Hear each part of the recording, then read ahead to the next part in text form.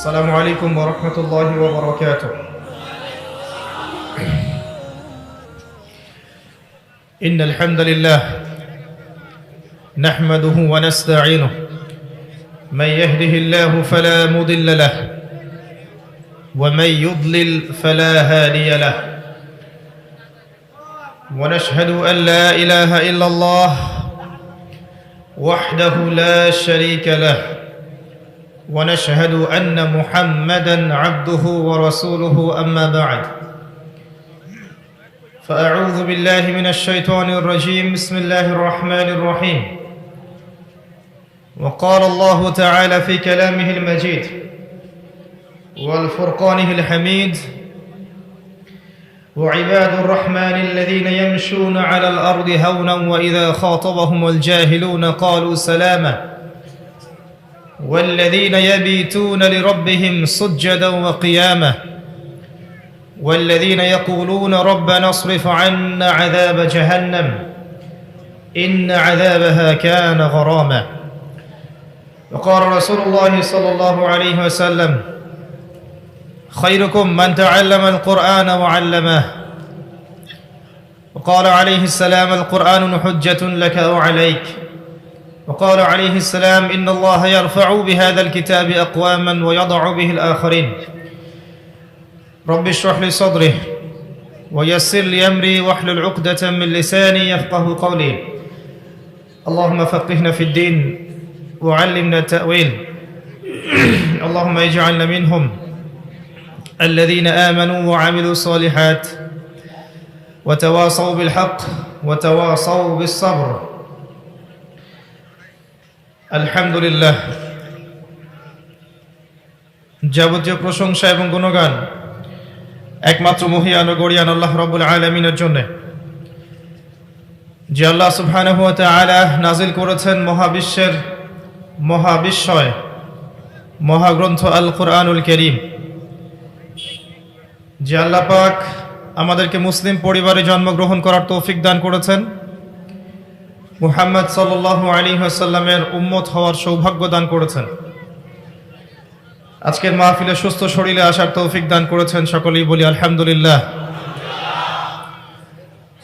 দরুদ এবং সালাত বর্ষিত হোক মহান আল্লাহ প্রেরিত সর্বশেষ নবী এবং চূড়ান্ত নবী, মানবতার মুক্তির দূত মুহাম্মদুর রাসূলুল্লাহ সাল্লাল্লাহু আলাইহি ওয়াসাল্লামের প্রতি। আমরা সবাই একবার দরুদ শরীফ পড়ি। আল্লাহুম্মা সাল্লি আলা মুহাম্মদ ওয়া আলা আলি মুহাম্মদ কামা সাল্লাইতা আলা ইব্রাহিম ওয়া আলা আলি ইব্রাহিম ইন্নাকা হামিদুম মাজিদ।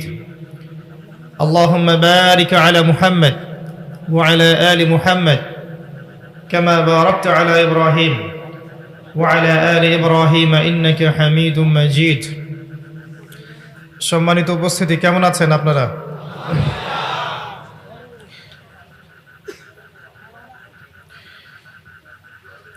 আলহামদুলিল্লাহ,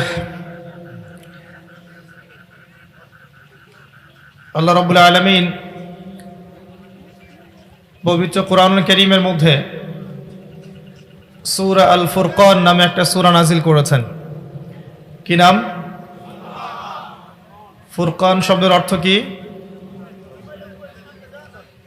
জি জি, প্রশ্ন হবে, কিন্তু বসে বসে খালি শোনা যাবে না। লেকচার কথা বলতে হবে, প্রশ্নের উত্তর দিতে হবে। ইনশাআল্লাহ আমরা আবারও আলোচনার শেষে প্রশ্নোত্তর পর্ব করব ইনশাআল্লাহ। সঠিক উত্তর দাতাদের মধ্য থেকে পুরস্কৃত করা হবে ইনশাআল্লাহ তাআলা। ফুরকান, এই সূরার মধ্যে আল্লাহ রাব্বুল আলামিন 63 নম্বর আয়াত থেকে শুরু করে শেষ পর্যন্ত আল্লাহ পাকের মুখলেস খালেস বান্দাদের কিছু বৈশিষ্ট্য বলেছেন, যে বান্দাদেরকে আল্লাহ পাক সম্বোধন করেছেন রহমানের বান্দা বলে। আমরা কি রহমানের বান্দা হতে চাই,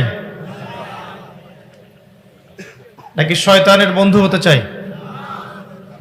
আমরা সবাই চাই রহমানের বান্দা হতে, তাই নয় কি? এর জন্য আল্লাহ পাক কিছু বৈশিষ্ট্য বলেছেন এই সূরার 63 নম্বর আয়াত থেকে শেষ পর্যন্ত। আজকে আমরা খুব সংক্ষিপ্ত সময়ের মধ্যে শুধু মূল বিষয়গুলো জানার চেষ্টা করব ইনশাআল্লাহ তাআলা। ওয়া মা তাওফীকি ইল্লা বিল্লাহ আলাইহি তাওয়াক্কালতু ওয়া ইলাইহি উনীব। আমরা দোয়া করি আল্লাহ পাক আলোচনা আমাদেরকে শুনে বুঝে আমল করার তৌফিক দান করুন, আমিন। আল্লাহ পাক প্রথমে বলেছেন বিসমিল্লাহির রহমানির রহিম, ওয়া ইবাদুর রহমানিল্লাযীনা ইয়ামশুনা আলাল আরদি হাওনা ওয়া ইযা খাতাবাহুমুল জাহিলুন ক্বালু সালামা।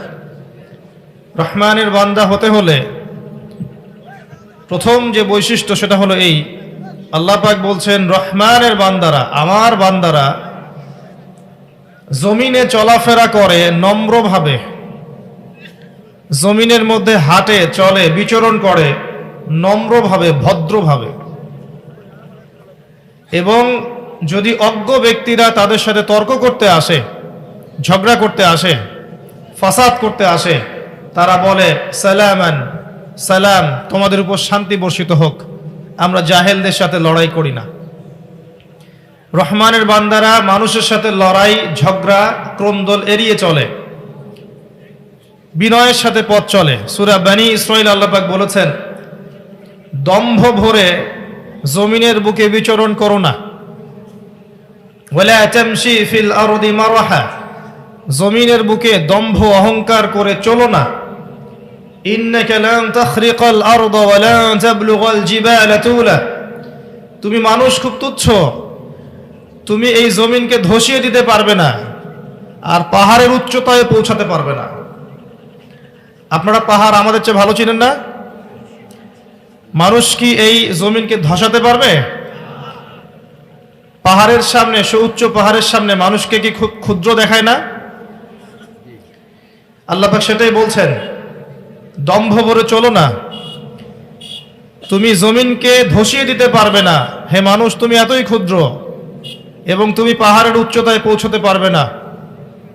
রহমানের বান্দার প্রথম বৈশিষ্ট্য হচ্ছে নম্র ভদ্রভাবে তারা সমাজে বিচরণ করে, এবং এটাই হচ্ছে সর্বোত্তম চরিত্রের বৈশিষ্ট্য। একটা হাদিসে এসেছিল এভাবে যে একজন ব্যক্তি খুব দম্ভ ভরে চলছিল জমিনের মধ্যে,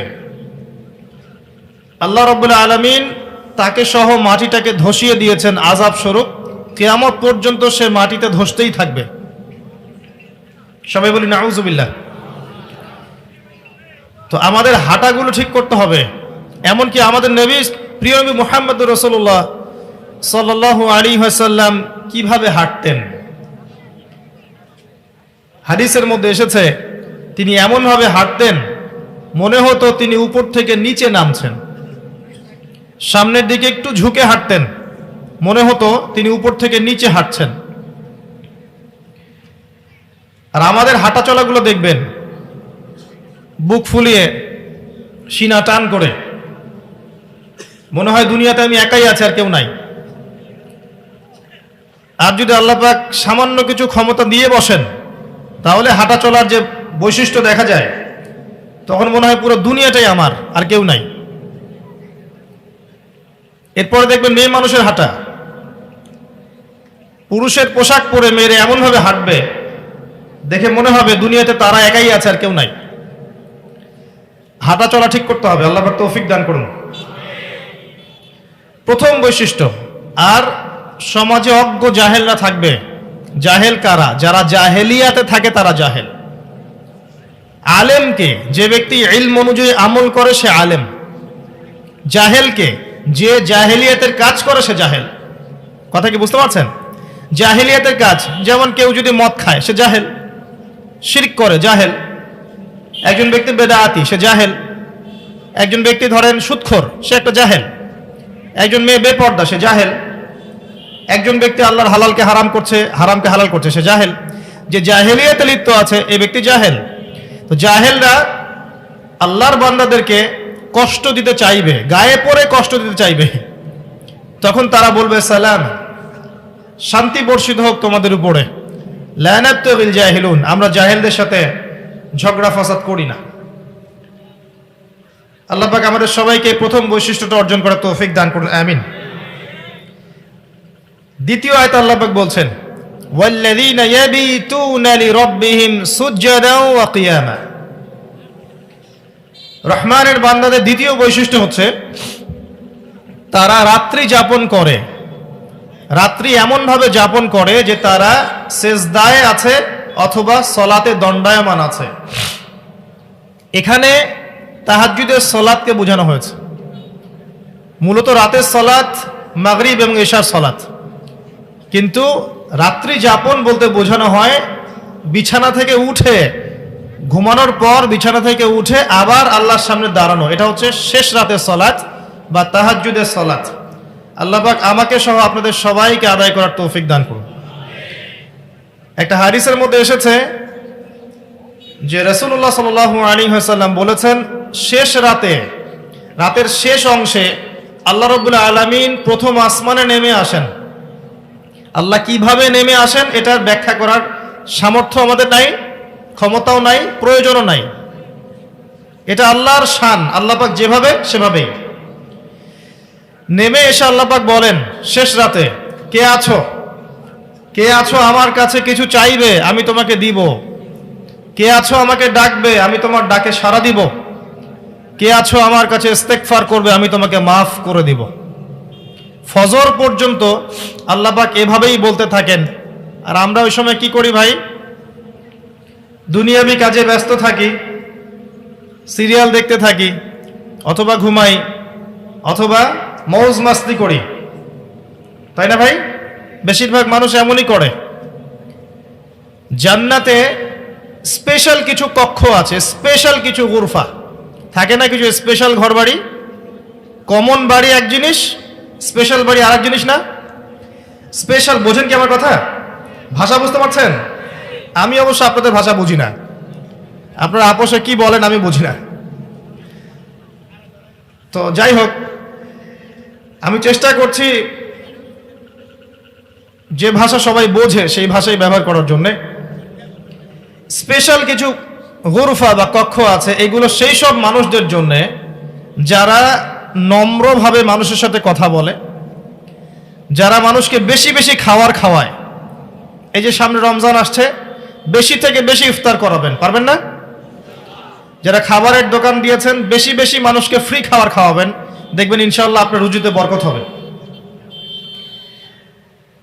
যারা নরম করে কথা বলে, বেশি বেশি খাবার খাওয়ায়, বেশি বেশি সালাম দেয় এবং বেশি বেশি রোজা রাখে, আর মানুষ যখন ঘুমিয়ে থাকে তখন তারা সালাত পড়ে, অর্থাৎ তাহাজ্জুদের নামাজ পড়ে, এইসব মানুষদের জন্য জান্নাতের স্পেশাল গুরফা বা কক্ষ আছে। কেমন উন্নত মানের পদার্থ দিয়ে আল্লাহ পাক তৈরি করেছেন। ওই ঘরগুলোর বাহির থেকে ভিতরটা দেখা যায়, আবার ভিতর থেকে বাহির দেখা যায়। বলেন সুবহানাল্লাহ। এই কক্ষগুলো কারা পাবে? এক নাম্বার, যারা নম্রভাবে কথা বলে। আর এই নম্রতা ভদ্রতা মানুষকে জোর করে শেখানো যায় না, যায়? এগুলো মানুষের বংশে থাকে, রক্তে থাকে, চরিত্রে থাকে। অনেক সময় দেখবেন একজন ব্যক্তির কাছে যদি সামান্য পরিমাণ ক্ষমতা চলে আসে, তার বডি ল্যাঙ্গুয়েজ, কথাবার্তা, চলাফেরা পরিবর্তন হয়ে যায়। আবার এমন অনেক মানুষ আছে যাদের হাতে বিশ্বের ক্ষমতা আসলেও তারা নম্রই থেকেছেন। যেমন ওমর ইবনুল খাত্তাব রাদিয়াল্লাহু আনহু, আলী ইবনে আবি তালেব রাদিয়াল্লাহু আনহু, আবু বকর সিদ্দিক রাদিয়াল্লাহু আনহু, উসমান বিন আফফান রাদিয়াল্লাহু আনহু। সারা বিশ্ব শাসন করেছেন, কোনোদিন কি অহংকার করেছেন? নম্রতা ভদ্রতা চরিত্রে থাকে, রক্তে থাকে। কারা পাবে সেই কক্ষগুলো? এক নম্বর, যারা নম্রভাবে কথা বলতে পারে। দুই নম্বর, যারা বেশি বেশি মানুষকে খাবার খাওয়ায়। তিন নম্বর, যারা বেশি বেশি সালামের প্রচার করতে পারে। চার নম্বর, যারা বেশি বেশি সওম রাখে, রোজা রাখে। আর পাঁচ নম্বর, মানুষ যখন ঘুমিয়ে থাকে তখন তারা সালাত পড়ে, অর্থাৎ তাহাজ্জুদের সালাত আদায় করে। আমি কিন্তু শেষে প্রশ্ন ধরব এবং 10 জনকে পুরস্কৃত করব ইনশাআল্লাহ। মনোযোগের সাথে শুনবেন লেকচার। রাত্রি যাপন করে যারা আল্লাহর স্মরণে, অর্থাৎ তাহাজ্জুদের নামাজ যারা আদায় করে। এখন মনে করেন আপনি নিয়মিত তাহাজ্জুদ পড়েন, কোনোদিন উঠতে পারলেন না।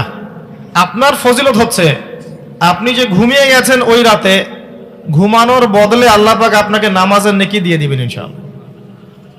যারা নিয়মিত পড়ে অন্তত পক্ষে 2টা রাকাত নামাজ পড়ে যদি ঘুমাতে পারেন, তাও রাতের নামাজের হক আদায় হবে ইনশাআল্লাহ। এখন আমরা তো ঘুমাই সবাই 12টার পরে, তাই না? ম্যাক্সিমামই 12টা, 1টা, 2টা। মাহফিলের সিজনে তো রাত্রে ঘুম হয় না, স্বাভাবিক। তো রাতের বেলা 2 রাকাত নামাজও যদি পড়েন, রাতের নামাজের হকটা আদায় হয়ে গেল। এবং এই সময় আপনি আল্লাহর কাছে যা চাইবেন ইনশাআল্লাহ আপনি তাই পাবেন। আল্লাহ পাক আহ্বান করতে থাকেন, কে আছো আমার কাছে চাইবে আমি দিব, কে আছো আমাকে ডাকবে আমি ডাকে সাড়া দিব, কে আছো আমার কাছে ইস্তেগফার করবে আমি তোমাকে মাফ করে দেব। আমরা দোয়া কবুলের জন্য অনেক সময় হুজুরদের কাছে ধন্না দেই, অথচ প্রত্যেক রাতেই আল্লাহ পাক আহ্বান করেন, আমাকে ডাকো আমি সাড়া দিব, চাও আমার কাছে আমি দিব, আমার কাছে দোয়া করো আমি দিব। যদি এটাও করতে না পারেন, অন্তত পক্ষে ঘুমানোর আগে সূরাতুল বাকারা এর শেষের 3টা আয়াত পড়ে ঘুমাবেন। কটা আয়াত? লিল্লাহি মা ফিস সামাওয়াতি ওয়া মা ফিল আরদ, এখান থেকে নিয়ে ফানসুরনা আলাল কওমিল কাফিরিন পর্যন্ত শেষের 3টা আয়াত পড়ে যদি ঘুমাতে পারেন, সারা রাত নফল নামাজের নেকি পাবেন ইনশাআল্লাহ। তাহলে রহমানের বান্দা দ্বিতীয় বৈশিষ্ট্য, রাতের বেলা তারা সালাত আদায় করে এবং তারা এই দোয়াটা করে। কোন দোয়াটা? তৃতীয় আয়াতে আল্লাহ পাক বলছেন ওয়াল্লাযীনা ইয়াকুলুন, এবং যারা বলে, কি বলে? রব্বানা সরিফ আন্না আযাব জাহান্নাম ইন্না আযাবাহা কানা গরামা ইন্নাহা সাআত মুস্তাকাররা ওয়া মুকামা। আল্লাহ পাক বলছেন রহমানের বান্দারা রাত্রি জাগরণ করে, সেজদা দেয়, কিয়াম করে এবং এই দোয়াটা করে, রব্বানা, হে আমাদের প্রতিপালক, ইসরিফ আন্না আযাব জাহান্নাম, আমাদেরকে জাহান্নামের আযাব থেকে বাঁচান, আমাদেরকে জাহান্নামের আগুন থেকে হেফাজত করুন, রক্ষা করুন। ইন্না আযাবাহা কানা গরামা, নিঃসন্দেহে জাহান্নামের শাস্তি প্রচন্ড ভয়ঙ্কর। অর্থাৎ সেজদায় তারা আল্লাহর কাছে জাহান্নামের আগুন থেকে আশ্রয় চায়। এই দোয়া না করতে পারলেও এটা তো বলতে পারেন, আল্লাহুম্মা আতিনা ফিদ দুনিয়া হাসানা ওয়া ফিল আখিরাতি হাসানা ওয়া কিনা আযাবান নার, এই তো এটাও হয়ে গেল। অথবা সকালে সন্ধ্যায় 7 বার বলতে পারবেন, আল্লাহুম্মা আজিরনি মিনান নার, আল্লাহুম্মা আজিরনি মিনান নার। ইনশাআল্লাহ ওই ব্যক্তি সারা দিনে মারা গেলে জাহান্নাম থেকে বেঁচে যাবে, রাতের বেলা মারা গেলে জাহান্নাম থেকে বেঁচে যাবে ইনশাআল্লাহ। সবচেয়ে সহজ এটা, আল্লাহুম্মা আজিরনি মিনান নার। অথবা এটাও বলতে পারেন, রব্বানা আসরিফ আন্না আযাব জাহান্নাম ইন্না আযাবাহা কানা গরামা। এরপরে আল্লাহ পাক বলেছেন ওয়াল্লাযীনা লা ইয়াদউনা মা'আল্লাহি ইলাহান আখার, রহমানের বান্দা তারাই যারা আল্লাহর সাথে অন্য ইলাহকে ডাকে না, মানে এক কথায় আল্লাহর সাথে কাউকে শরীক করে না। কথা বুঝতে পারছেন? আর আমি অনেকদিন বলেছি, আজকেও বলছি, শিরক হয় 3 ভাবে। কয় ভাবে? বিশ্বাসে শিরক হয়, কাজে শিরক হয় এবং কথায় শিরক হয়। বিশ্বাস, কাজ এবং কথায় শিরক হয়, আকীদাগত, আমলগত এবং আপনার এই যে লিসান, কথার ক্ষেত্রে শিরক হয়। যেমন কেউ যদি মনে করে যে আল্লাহ বলতে কেউ নাই, নাউযুবিল্লাহ, অন্য ইলাহ আছে, তাহলে শিরক হবে। কেউ যদি মনে করে যে আল্লাহ আছে অন্য ইলাহ আছে, তাও শিরক হবে। কেউ যদি মনে করে আল্লাহ সব সৃষ্টি করেননি, সব বিগ ব্যাং থেকে সৃষ্টি হয়েছে, শিরক হবে।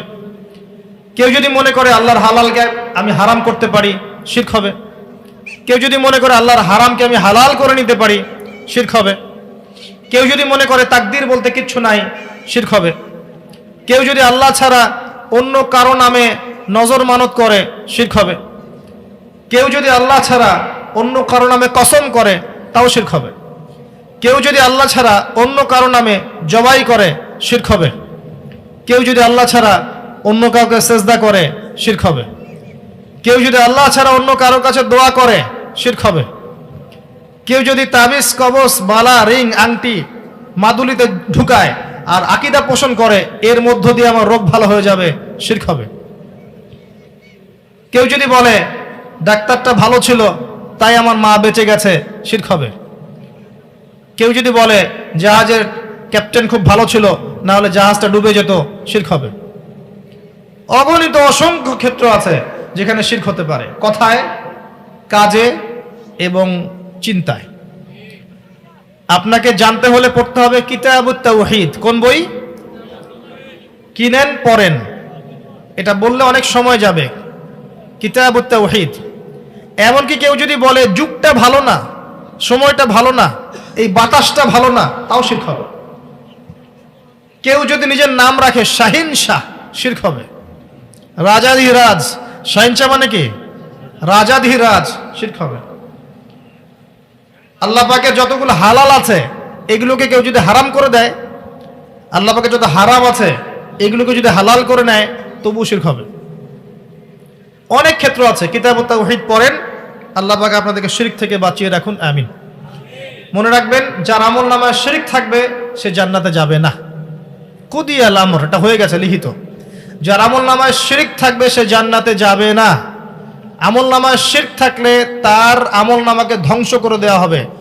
লাইন আশরাকতা লা ইয়াহবাতান্না আমালুক, আল্লাহ পাক বলেছেন সূরা জুমারের মধ্যে। এই উম্মতের বেশিরভাগ মানুষ শিরকের কারণে জাহান্নামে যাবে, প্রতি 1000-এ 999 জন।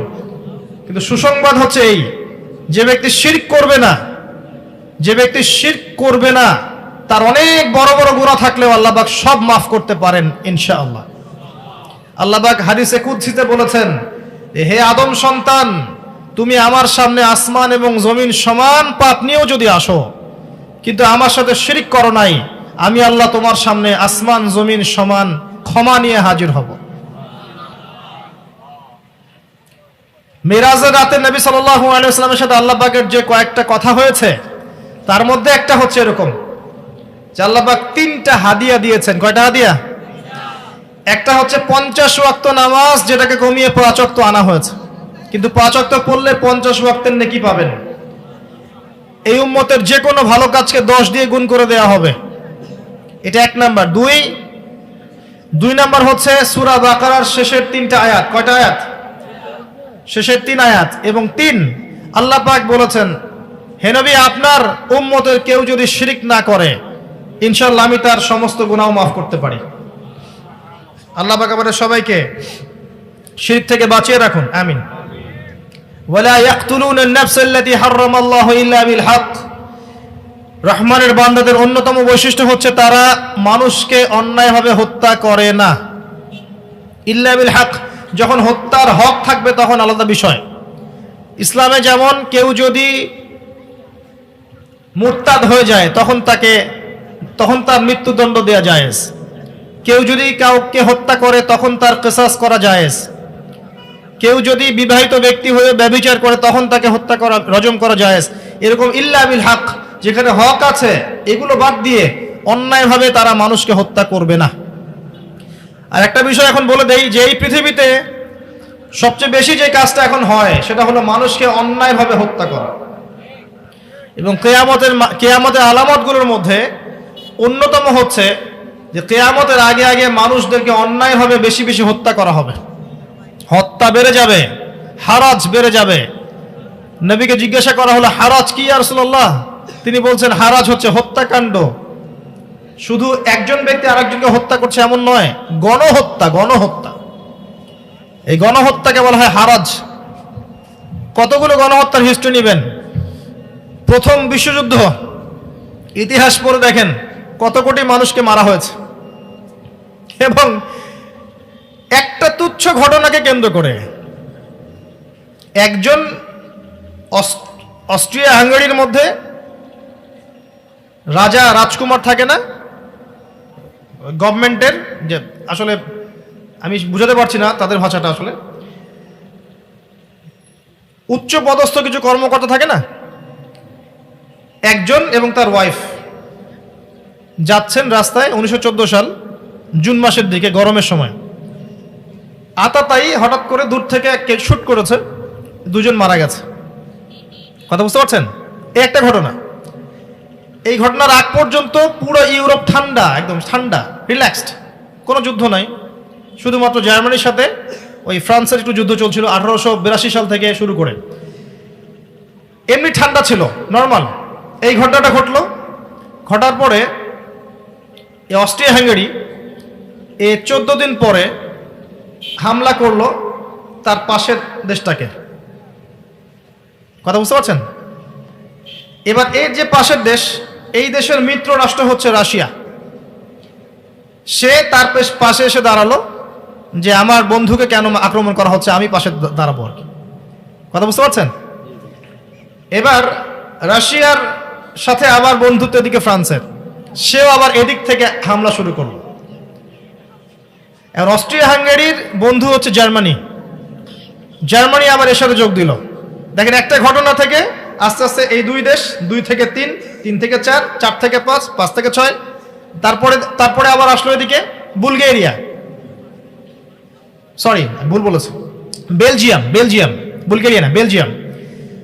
তারপরে আসলো ব্রিটেন, শেষের দিকে ইউএসএ।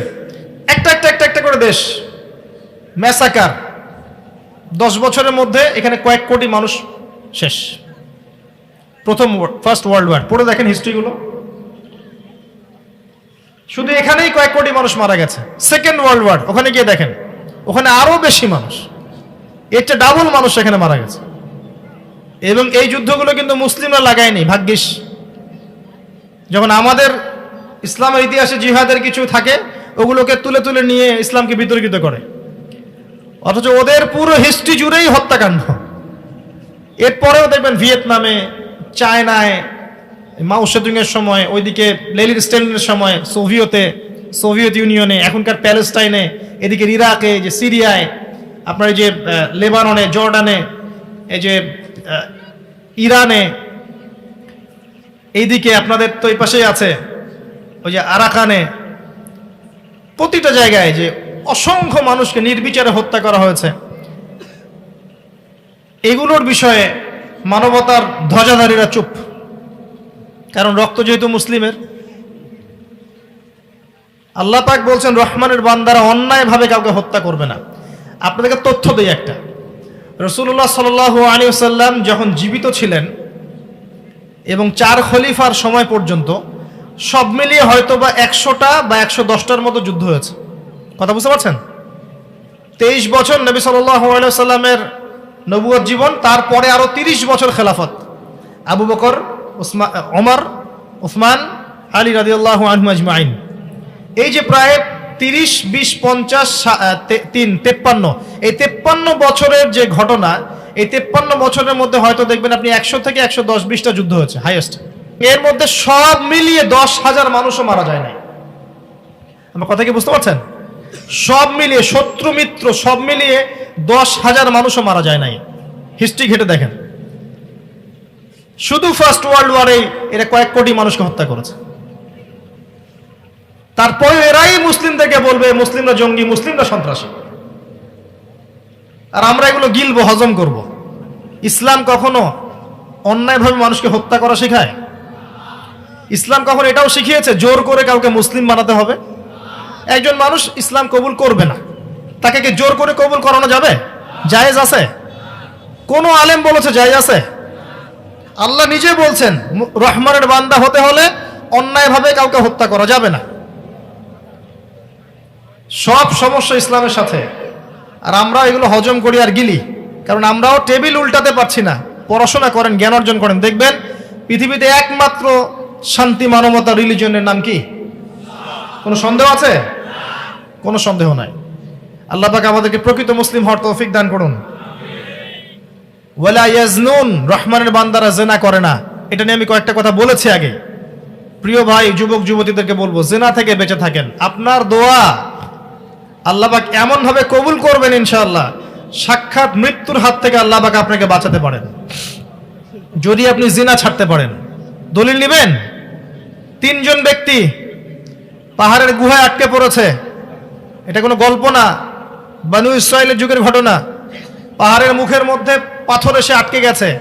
আপনারা বুঝবেন সিচুয়েশন কেমন হতে পারে। পাথর আর সরার বুদ্ধি নাই, নিশ্চিত মৃত্যু।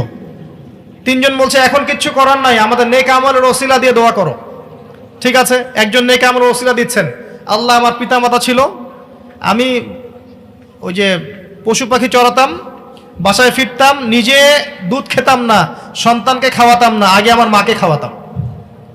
একদিন এসে দেখি আমার মা ঘুমিয়ে গেছে, আমার সন্তানরা ক্ষুধার জ্বালায় কান্নাকাটি করছে, কিন্তু আমি তারপরেও আমার সন্তানদেরকে খাওয়ালাম না, আমার মাকে না খাওয়ানো পর্যন্ত।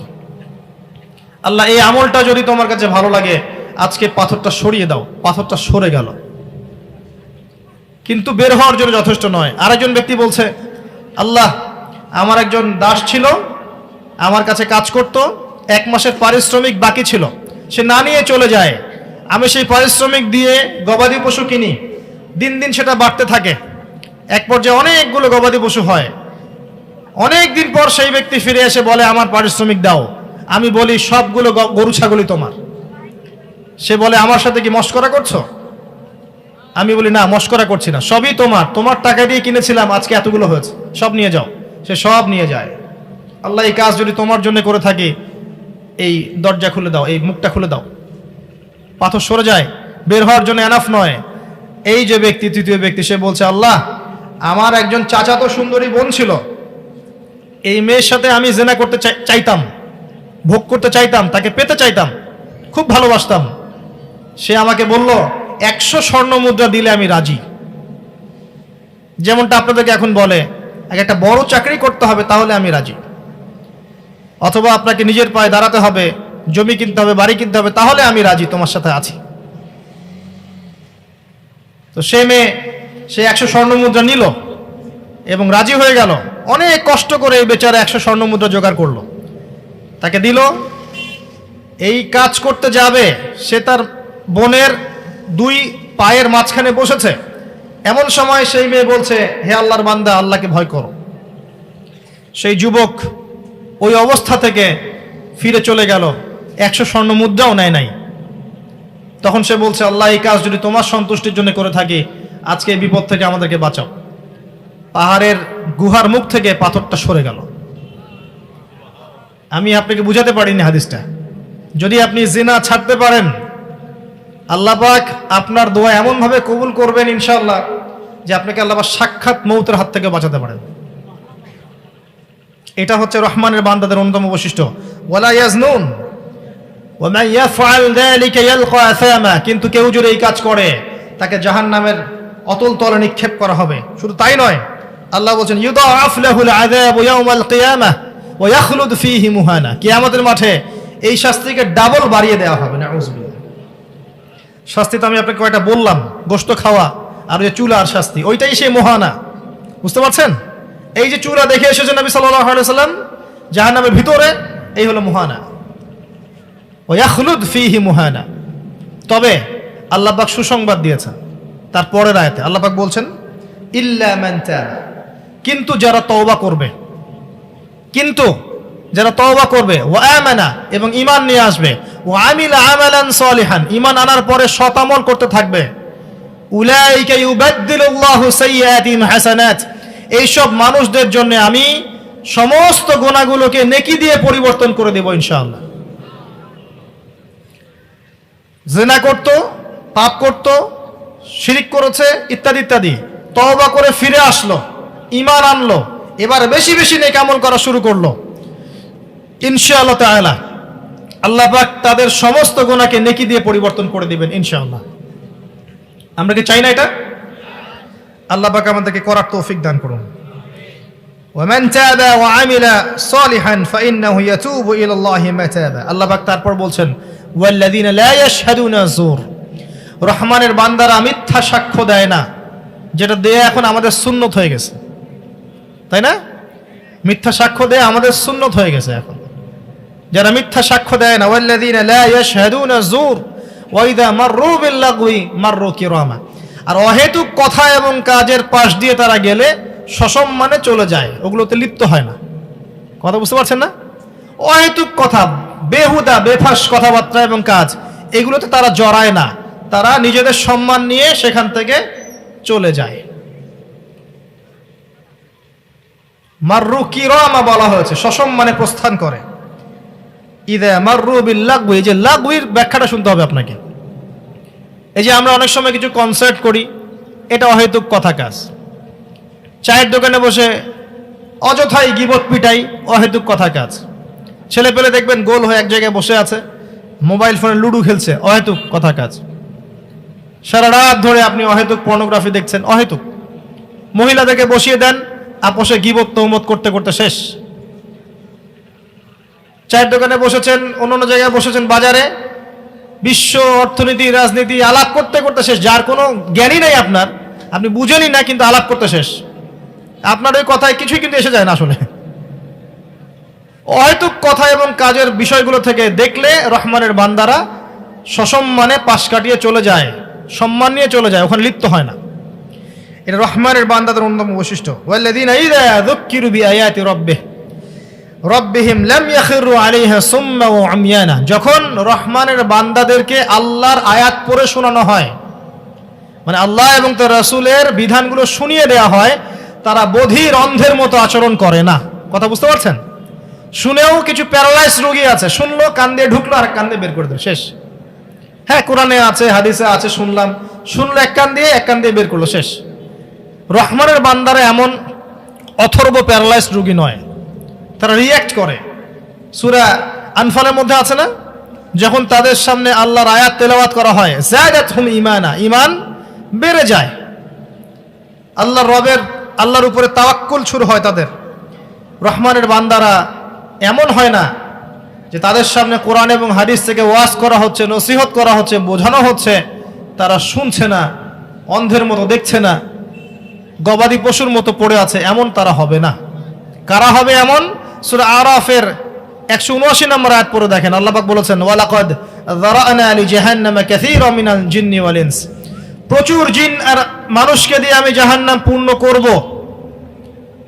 অপরাধ, লাহুম কুলুবুন লা ইয়াফকাহুনা বিহা, যাদের কলব ছিল উপলব্ধি করত না। রহমানের বান্দারা এমন হবে না। ওয়ালাহুম আযানুন লা ইয়াসমাউনা বিহা, কান ছিল শুনতো না। রহমানের বান্দারা এমন হবে না। ওয়ালাহুম আ'য়ুনুন লা ইউবসিরুনা বিহা, যাদের চোখ ছিল দেখতো না। রহমানের বান্দারা এমন হবে না। যারা হবে উলাইকা কাল আনআম, এরা হচ্ছে গবাদি পশুর মতো। দে আর জাস্ট লাইক ক্যাটলস, গবাদি পশু, গরু ছাগল এদের চেয়ে ভালো। বালহুম আদল, বরং তার চেয়েও তারা নিকৃষ্ট। ওয়া উলাইকা হুমুল গাফিলুন, এরা হচ্ছে গাফেল সম্প্রদায়। আমার মনে হয় আল্লাহর আয়াতগুলো অনুবাদ করার চেয়ে বেশি ওয়াজ আমি করতে পারবো না। আল্লাহ পাক আমাদেরকে রহমানের বান্দা হওয়ার তৌফিক দান করুন। ওয়াল্লাযীনা ইয়াকুলুন, এবং রহমানের বান্দারা এই দোয়াটাও করে। কোন দোয়া? রব্বানা হাব লানা মিন আজওয়াজিনা ওয়া যুররিয়াতিনা কুররাতা আ'য়ুন ওয়াজআলনা লিল মুত্তাকিনা ইমানা। রহমানের বান্দারা দোয়া করে, হে আল্লাহ, আমাদের স্ত্রীদেরকে, আমাদের সন্তানদেরকে, বা আমাদের স্বামী, আমাদের সন্তানদেরকে এমন বানিয়ে দিন যাদেরকে দেখলেই আমাদের চক্ষু শীতল হয়ে যায়। কথা বুঝতে পারছেন? এটা কখন হবে? যখন পারিবারিক আদর্শ ঠিক থাকবে। অর্থাৎ রহমানের বান্দারা আদর্শ পরিবার গড়ার চেষ্টা করে, এবং এই দোয়া আল্লাহর কাছে বেশি বেশি করে। কারণ নিজে চেষ্টা করলেই সব হয় না। আসলে নিজে চেষ্টা করলে আসলে সব হয় না। আল্লাহর তৌফিক লাগে, আল্লাহর কবুলিয়াত লাগে। হাজার চেষ্টা করে গেলেন, আল্লাহ কবুল করলো না, লাভ নাই।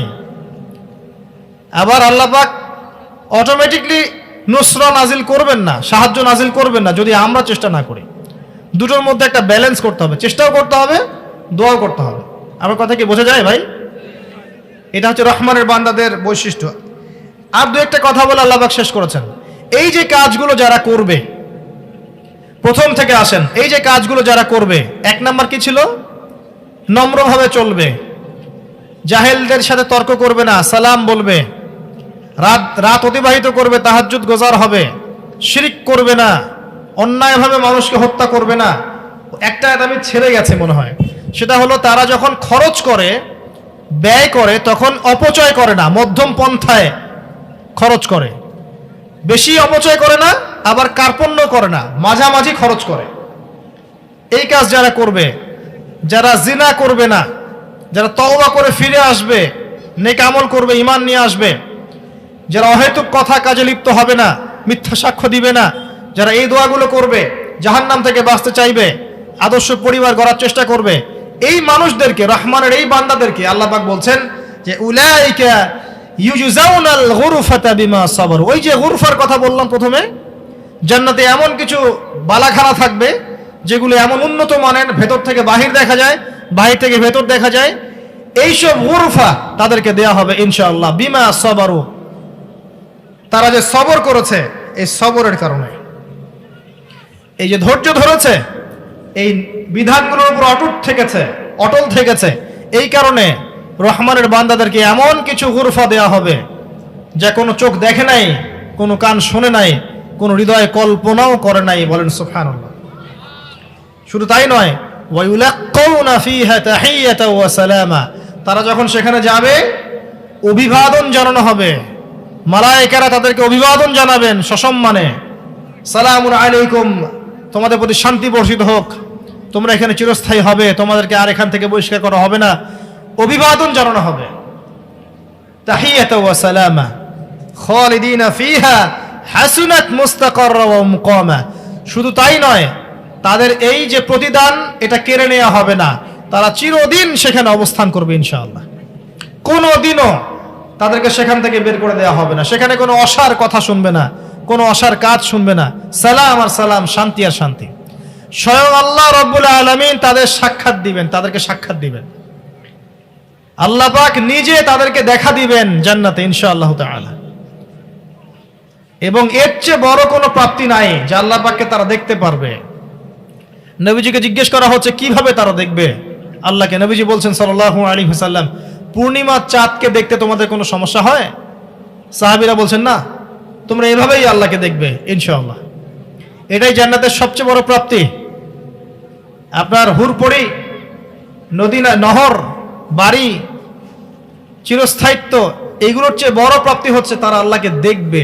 দেখার পর সমস্ত কষ্ট তো ভুলে যাবেই, বরং জান্নাতের সমস্ত নিয়ামত তুচ্ছ মনে হওয়া শুরু হবে। কথা বুঝতে পারছেন? শেষ করেছে আল্লাহ পাক, কুল মা ইয়া'বাউ বিকুম রাব্বি লাউলা দুআউকুম ফাকাদ কাযযাবতুম ফাসাউফা ইয়াকুনু লিজামা। এর সংক্ষিপ্ত অর্থ হচ্ছে এরকম যে যদি তোমরা আল্লাহকে না ডাকো, অর্থাৎ আল্লাহ পাকের এই আদেশ নিষেধগুলো মেনে না চলো, আল্লাহ পাকের কিছুই এসে যায় না, আল্লাহ পাকের কিচ্ছু এসে যায় না যদি তোমরা আল্লাহকে না ডাকো। ফাকাদ কাযযাবতুম, বরং তোমরা তো আল্লাহকে অস্বীকার করেছো। ফাসাউফা ইয়াকুনু লিজামা, তোমাদের প্রতিদান তোমরা শীঘ্রই পাবে। আল্লাহ পাক আমাদের সবাইকে সূরা ফুরকানের শেষের আয়াতগুলো থেকে শিক্ষা নেওয়ার তৌফিক দান করুন। যে কাজগুলো আল্লাহ পাক করতে বলেছেন সেগুলোকে করার তৌফিক দান করুন, যেগুলো থেকে নিষেধ করেছেন আল্লাহ পাক সেগুলোকে বর্জন করার তৌফিক দান করুন। আমাদের প্রত্যেককে আল্লাহ পাক, বক্তা শ্রোতা সবাইকে রহমানের মুখলেস বান্দা হয়ে যাওয়ার তৌফিক আল্লাহ পাক দান করুন, আমিন। আকুলু কওলি হাযা আস্তাগফিরুল্লাহ লি ওয়া লাকুম ওয়া লিসাইরিল মুসলিমিন। বারাকাল্লাহু লানা ওয়া লাকুম বিল আয়াতিল হাকীম। ইন্নাহু তাআলা জাওয়াদুন কারীমুন ওয়া রাউফুর রহিম। সুবহানাকাল্লাহুম্মা ওয়া বিহামদিক, আশহাদু আল লা ইলাহা ইল্লা আনতা, আস্তাগফিরুকা ওয়া আতুবু ইলাইক। আসসালামু আলাইকুম ওয়া রাহমাতুল্লাহি ওয়া বারাকাতুহু। প্রশ্ন হবে ইনশাআল্লাহ। আমি দেখব যে কে হাত আগে উঁচু করছেন তাকে সুযোগ দেব ইনশাআল্লাহ। প্রথম প্রশ্ন, মেরাজের রাতে নবী সাল্লাল্লাহু আলাইহি ওয়াসাল্লামকে আল্লাহ পাকের দেয়া 3টা হাদিয়া কি কি ছিল? কে বলতে পারবেন? জি বলেন।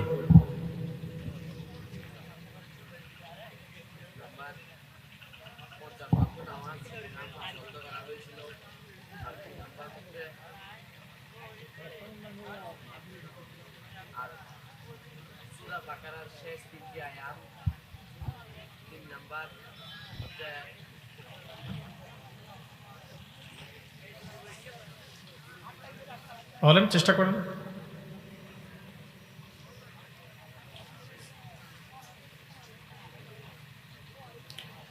আবার বলেন, প্রথমটা কি? অন্য কেউ পারবেন? জোরে বলেন, ওখান থেকে বলেন।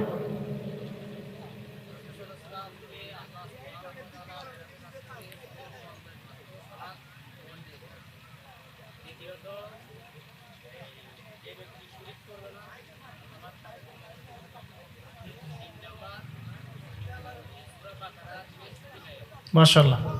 কি নাম আপনার? আব্দুর রহমান ভাই, গাড়ির সামনে। ইয়া তামিম কই? আসো, ওই যে একজন। আচ্ছা, দ্বিতীয় প্রশ্ন, সুদখোরদেরকে কি শাস্তি দেয়া হচ্ছে জি বলেন, বলেন, হ্যাঁ আপনি বলেন।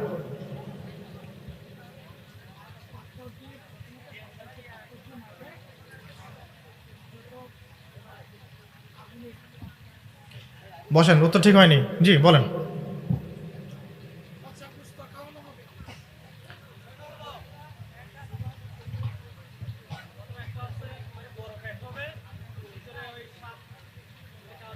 হুম।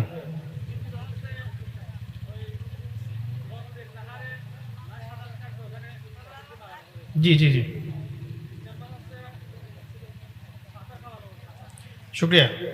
ভাইয়ের নাম কি? আপনারা বাকিটা কি লেকচার ভালো করে শোনেন নাই নাকি? আপনি ওইখানে চলে যাও। তৃতীয় প্রশ্ন।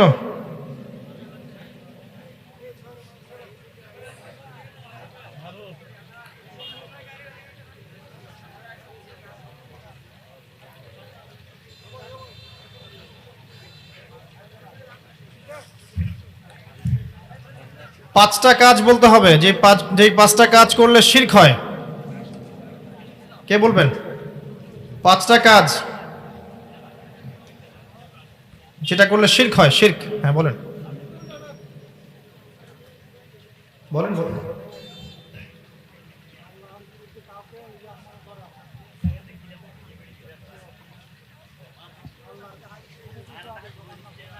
হুম। না, অবাধ্য করলে তো শিরক হবে না। 5টা আমি তো অনেকগুলো শিরকের কথা বললাম না, যে কোনো 5টা বলেন, বলেন, বসেন।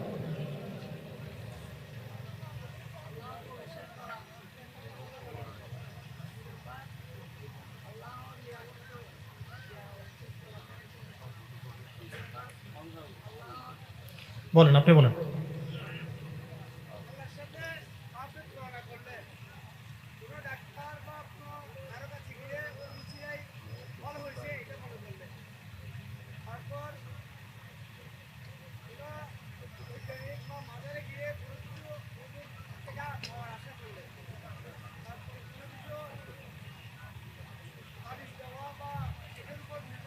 জি জি, সুন্দর।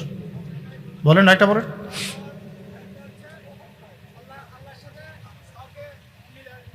শরিক করলে, হ্যাঁ উনি বুঝাতে চান। ঠিক আছে, কি নাম আপনার? ইসমাইল ভাই, সুন্দর, মাশাআল্লাহ, জাযাকাল্লাহ। আমরা আর দুজনকে নিব ইনশাআল্লাহ।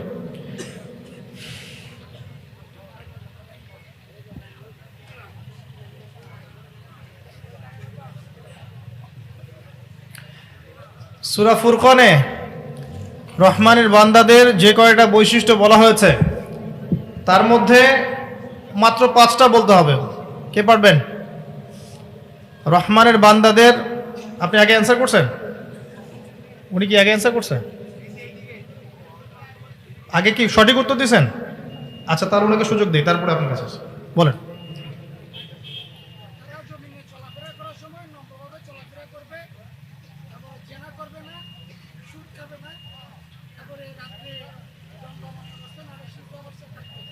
সুদটা কোথায় পাইলেন? সুদের কথা তো এখানে নাই, এই আয়াতের মধ্যে নাই। আচ্ছা বলেন তারপরে।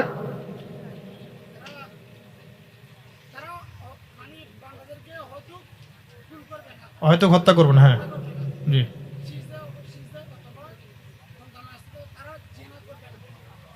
ভালো করে বলেন, উল্টাপাল্টা হচ্ছে। সুন্দর করে বলতে, আপনি দাঁড়ান। হ্যাঁ জি জি, 1 নম্বর।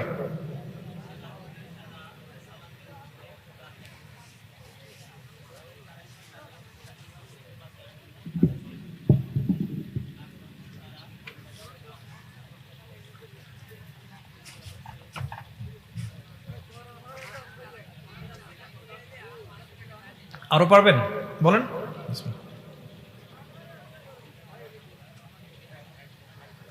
যে উনি 5টা পারছে, আলহামদুলিল্লাহ। কি নাম ভাই? চলে যান ওখানে। কে আছেন সবগুলা বলতে পারবেন রহমানের বান্দার বৈশিষ্ট্য যতগুলা বললাম আমি? কে আছেন? একজন আল্লাহর বান্দা নাই? হ্যাঁ বলেন, সবগুলো বলতে হবে।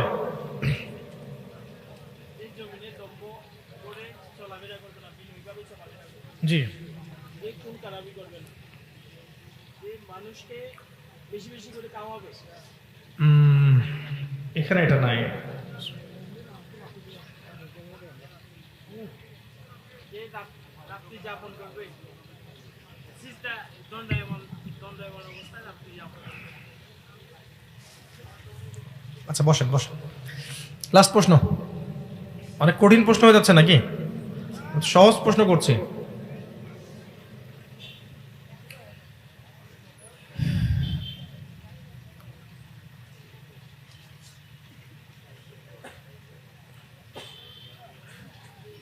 শেষ রাতে আল্লাহ রাব্বুল আলামিন প্রথম আসমানে নেমে এসে কি আহ্বান করেন? কে বলতে পারবেন? জি বলেন, আপনি এক হাত তুলছেন।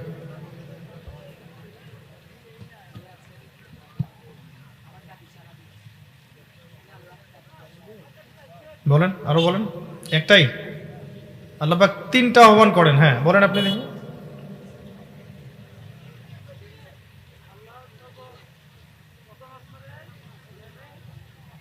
বান্দাদেরকে আহ্বান জানায়, কেউ কি আছো তোমরা তোমাদের রোগে টুকে কষ্ট পাচ্ছ, বা তোমরা তোমাদের কোনো বিপদে মুসিবতে পড়েছো, আমার থেকে ক্ষমা চাও, বা কোনো বিপদে পড়েছো আমার থেকে ক্ষমা চাও, যে আমি তোমাদের মাফ করে দেবো। তারপরে রিজিক, কেউ রিজিকে কষ্ট পাচ্ছ, এরকম কেউ আছো, যা আমি তাকে রিজিক পূজা করে দেবো, এটাও করে দেবে। উনি বুঝাতে পারছে আর কি বিষয়টা, শব্দ হয়তো ভুল হচ্ছে আর কি। ঠিক আছে, আপনাকে নিতে পারি আমরা। প্রথমটা আল্লাহ পাক বলেন, কে আছো আমাকে ডাকবে, আমি তোমার ডাকে সাড়া দিব। কে আছো আমার কাছে কিছু চাইবে, আমি তোমাকে তা প্রদান করব। কে আছো আমার কাছে ক্ষমা চাইবে, আমি তোমাকে ক্ষমা করে দেব। এটাই বোঝাতে চাচ্ছেন, কিন্তু উনি অনেক ব্যাখ্যা করছেন আর কি। তারপর নিতে পারি আমরা ওনাকে। চলে আসেন, আমরা আর কাউকে নিচ্ছি না, কারণ আমার মনে হচ্ছে আপনারা হয় লাজুক অথবা লেকচার ভালো করে শোনেন না। আল্লাহ পাক আপনাদেরকে সাহসী হওয়ার তৌফিক দান করুন। লেকচার মনোযোগ দিয়ে শুনতে হবে এবং সেখান থেকে কিছু শিখে বাসায় যেতে হবে। এই উদ্দেশ্যে এই কাজটা করা, যাতে করে আপনারা লেকচারটা ভালো করে শোনেন, লেকচারের ভেতর থেকে প্রশ্ন করা হয় এই কারণে। যাই হোক, আজকের মাহফিলে যারা এসেছেন, আল্লাহ পাক বক্তা, শ্রোতা এবং যারা অ্যারেঞ্জ করেছেন, আয়োজক যারা ছিলেন, যারা অর্থ দিয়েছেন, শ্রম দিয়েছেন, মেধা দিয়েছেন, সহযোগিতা করেছেন, আমরা সবাই দোয়া করি আল্লাহ পাক সবাইকে রহমানের বান্দা হিসেবে কবুল করে নিন, আমিন।